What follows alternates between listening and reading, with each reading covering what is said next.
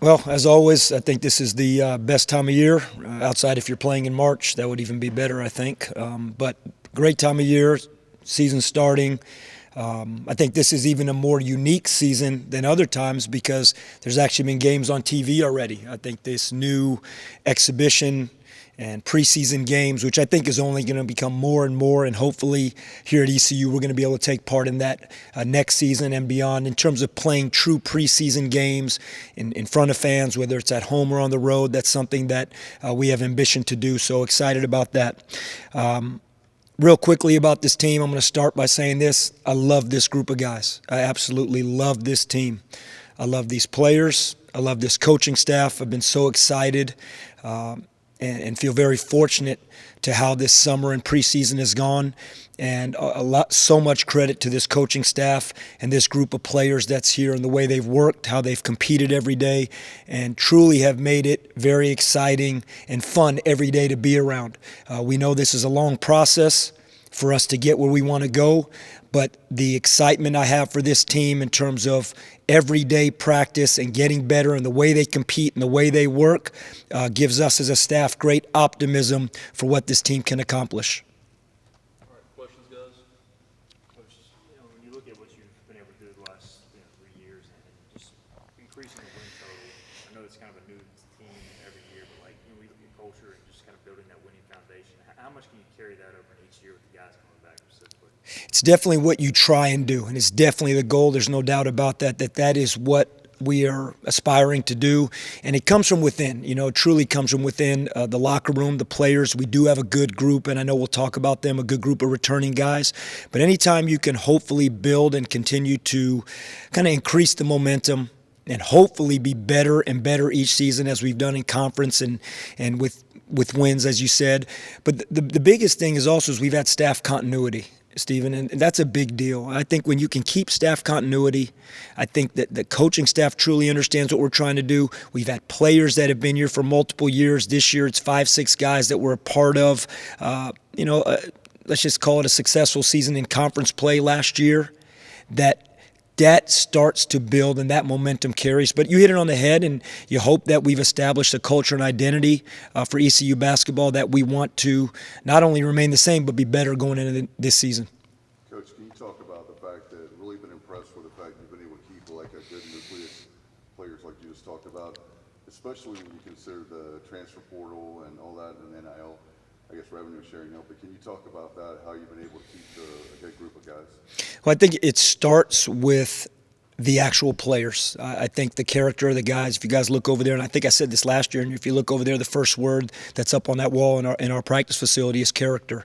So I think when we bring guys in, we really want to bring high character, high substance guys. And what happens is when the transfer portal comes calling, or when there's financial decisions to be made, or when there's opportunities that maybe on paper look exciting, I think when you have high character guys that understand the value of team, program, player development on and off the court, the city of Greenville, this fan base, this university, their education, the things that hopefully over the last 50, 60 years has been really important in college basketball and in college athletics.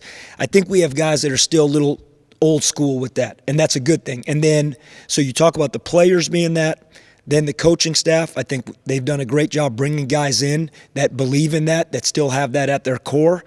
And then hopefully it speaks to the experience they're having here at ECU, whether it's on the court, off the court, academically. And I've said this often, and I'll keep repeating this, that player development is really the core of our program. What we do on the court, our guys feeling like they improve, the development that they have year to year, and honestly within the season, could be month to month, could be game to game. There's a lot of effort and a lot of priority is put into that, into continuing improvement of players. And I think that's what guys want. They want to know they're getting better. And hopefully the culmination of all that is that they want to be here year after year. And we can continue to do what we set out to do, which was establish a program more than just a year-to-year team. Coach, those outside league programs see what Jay Woodard brings both on and off the court. Can you talk about his leadership kind of behind closed doors? I know he's a guy you really lean on when it comes to bringing you guys into the program. Yeah, it's a great point because Jay Woodard is a guy, along with other guys that I know we'll speak about, that his voice has elevated as much as anything.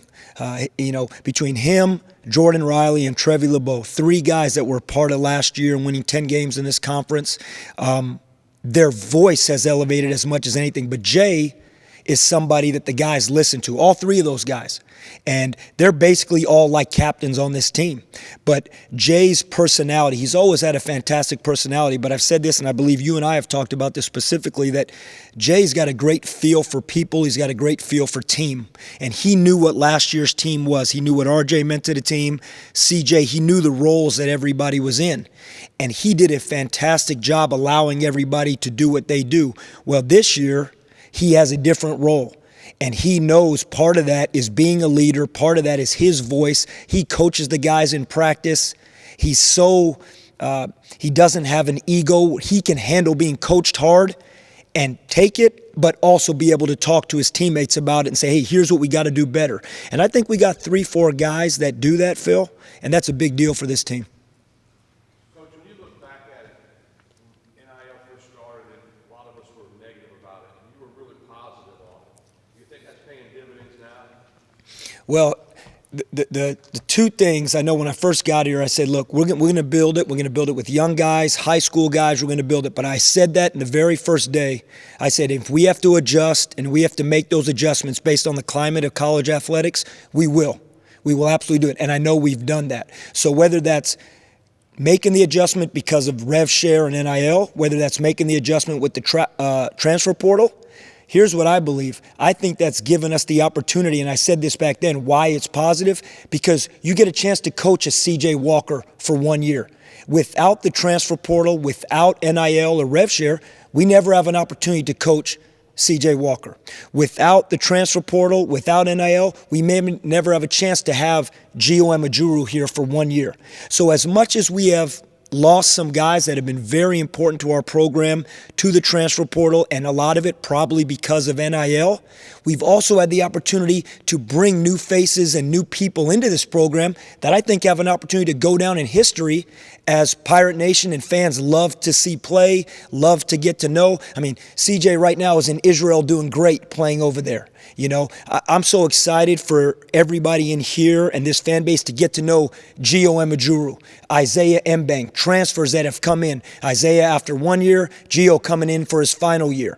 Jordan Riley, another guy. 5 years ago, you never would get a guy that's already been at 2 schools.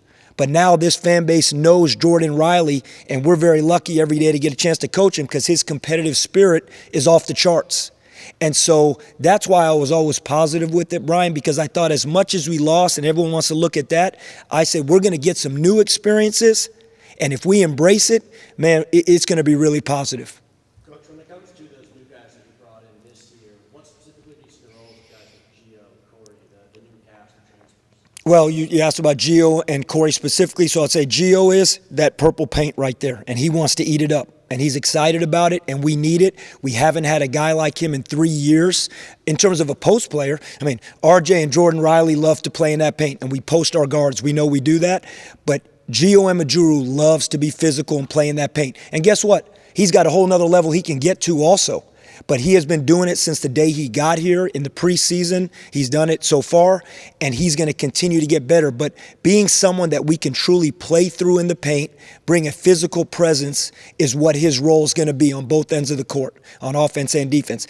Corey Calker, you asked about him, true point guard. Somebody that thinks like a point guard, pass first, has incredible speed. One of the things about Corey that I think is a special talent that people don't talk about enough, he's got immaculate stamina. He has competitive stamina. He doesn't get tired. And that's a real great quality. It's almost as good as being an elite shooter or an elite finisher when you have great stamina. And so Corey in practice, his numbers, we chart our guys' numbers every single day. Physically numbers, we use a system that tracks how hard they work, their pace, all of those vitals. And Corey's are off the chart at the very top every day. And he doesn't get many subs in practice. So when I think about that, you ask about him, true point guard that plays with elite speed and pace, and he's going to get better all the time. This is his first year playing Division I. He's coming from junior college. This is a whole new level of competition. But really been pleased with those two guys, as you asked about. With Jordan, obviously, talking about the guys coming back to be preseason first team all conference, and guys, going to be kind of first one off the bus for you. I mean, what does he bring, and how has he gotten better over the offseason? Well, he's gotten better in every way. He's become better because Jordan is a self-motivated guy. That's what you love about a guy like Jordan Riley. From the time the last year's season ended, he didn't stop working. He's one of the most unique players I've been around. He's got his own preseason routine he goes through outside of everything we do in here. He was in here last night in the evening. He was in here before this morning. He's been working. He's got a preseason routine that he does to make him feel like he knows he's in the shape he needs to be in. So everything we do with him, he goes above and beyond. So that's number one. So that means every category, whether that's his post game, whether that's his mid-range game, shooting the ball from the perimeter. Yesterday in practice, we did a 20-minute scrimmage. He had 5 assists. So whether that's his decision-making and his passing. But the biggest area that Jordan has taken a huge step is, and I spoke about it with a few people this summer, PJ, you and I have spoken about this many times, is his voice. His voice. A lot like Jay Woodard, he saw the roles of the team last year. And that is a special deal when you know the roles and you can do your role. But this year, it's a whole new role for him. And the biggest thing we need from him is his voice in the locker room, his voice in practice, and his competitive spirit. Because Jordan's one of those guys, his competitive spirit, guys will jump on his back. They see him elevate, he elevates the whole practice. And you know what? That's a very special talent, and he's done that for us this preseason. Luke Davis is a local product just down the road. What did you like in him, and what was the transfer process like? What we like in Luke, and I think that's the most important part of this, is that he's got high energy. He is a post player that plays with force. And that was big for us. I mean, I think just looking at the roster sheet, you can see we've gotten bigger in the front court. And Luke was a part of that. He had some success at New Orleans. He, especially late in the season, in terms of playing and actually production statistically. But really just a 6'8", physical, hard-nosed player. And you know what? To be able to have a local guy here, somebody that wanted to wear the purple, that probably grew up watching the Pirates and wanting to be in that's a big deal. That doesn't, it's almost like this lost thing in college athletics right now. And to be able to have a guy like that, and again, back to Brian's question about the portal and having a chance to do that, being able to bring a guy in for 1 year and do that, albeit only be 1 year, I think the impact he can make because of that is really positive. Seems like this team has more size than it did last year. Was that a point of emphasis when it came to roster additions? Yes. Yes, it was. That was something we absolutely wanted to do. Now, how it plays out and how that goes in terms of what the rotation looks like that's still happening in here every day. And you know what? Yeah, we have a little bit less than right about, I believe it's 2 weeks till our first game, or right at that. This team will still progress and change and continue to improve as we get into November, December, January. And hopefully, one thing I feel like this program has done is we've always been playing our best basketball in conference play. We want more. We want to compete for a conference championship. That is the goal, and there is a high drive and ambition to do that. But what I do know is in the 3 years we've been here, we've always played our best basketball as we've got into February and March and into the conference tournament. Doesn't mean we've accomplished what we want, but I think that's why this team won 10 games last year. And I think that's why this team at one point, it was either 8 of 10 or 9 of 11 games we won in conference play or late in the season. So with that being said, this team will continue to improve, but size was a real factor, and we hope that's a big reason why we're successful. When the fans come in and see you guys in a couple of weeks, what can they expect from this team, and what do you expect to put on the floor for them each day? Yeah, I think that's a great question, and we talked about this in our film session yesterday, and Jordan Riley said it. And we know as a coaching staff what our identity is, but I said Jordan Riley. I said, Jordan, what's the identity of this team? And he hit it on the head, and that is a physical, disruptive defensive team, a fast-paced paint team on offense that's going to attack the glass on both ends. And in a nutshell, that's who we are. Coach, with Corey,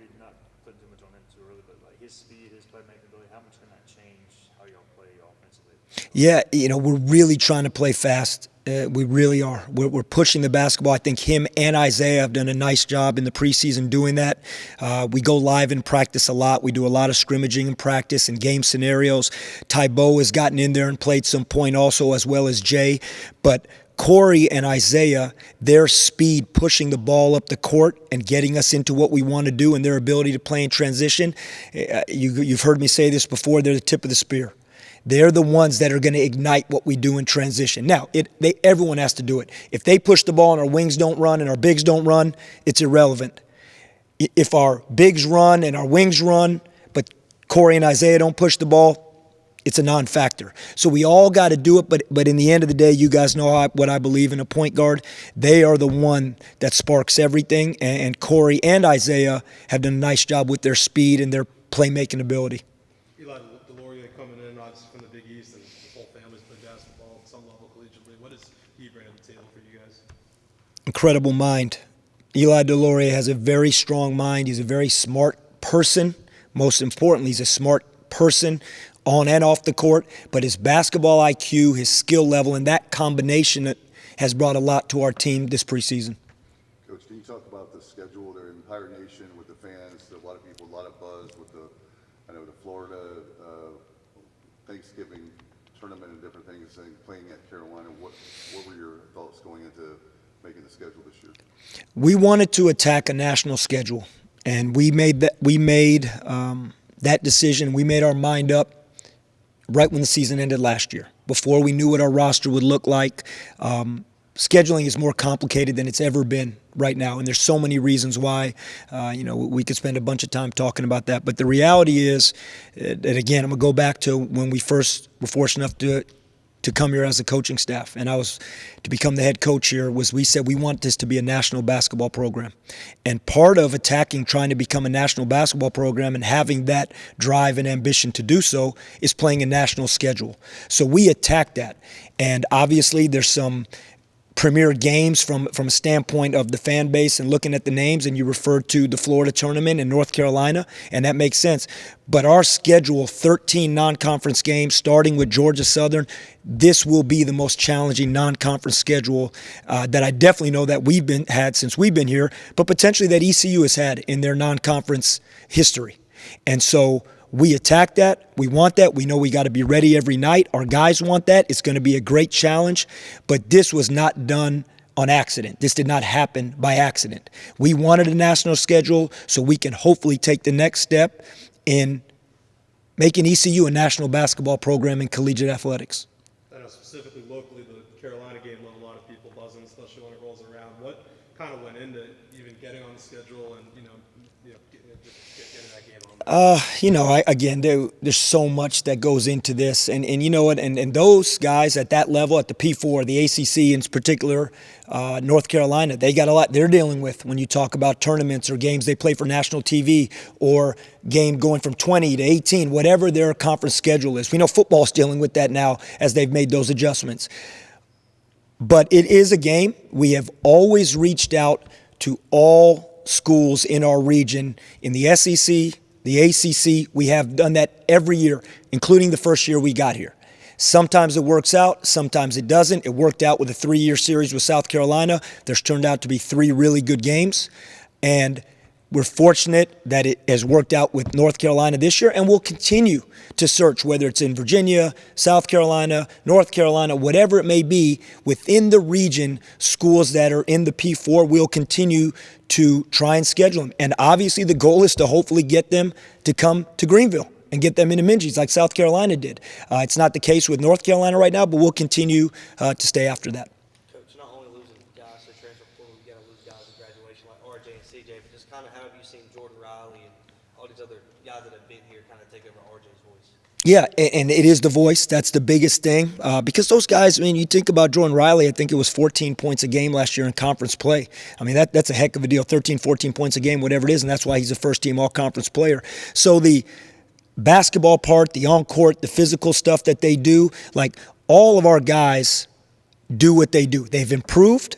They're going to have we need Jay Shane to score the ball more this year. There's no doubt about it. He averaged 5-point-something points a game last year. We need him to be more aggressive scoring the ball. Trevi LeBeau has moved to the wing. Trevi LeBeau, as opposed to being he started at the 4 for us last year. CJ was at the 5. He's now at the 4. So we need him to do something different at the wing spot.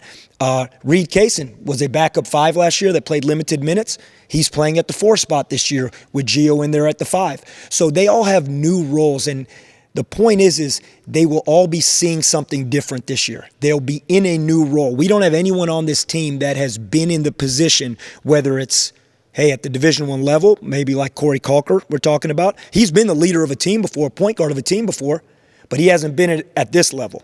Jordan Riley had a great season last year, but as you said, this year he's a true leader for the team in terms of his voice and what he does, and not only bringing guys with how he plays, but he has to be able to motivate guys and get guys in the locker room and in timeouts and on the court when adversity hits. He has to be able to elevate our team. Maybe that wasn't his role as much last year. Jay Shane, Trevi, Reed. So everybody is stepping into a new role. And to Brian's point about the transfer portal, that's probably the biggest challenge, to be honest, is guys year to year are in new roles very quickly, as opposed to 2-3 years building into a role. But that's also the fun part. And the guys have really worked hard at that this preseason.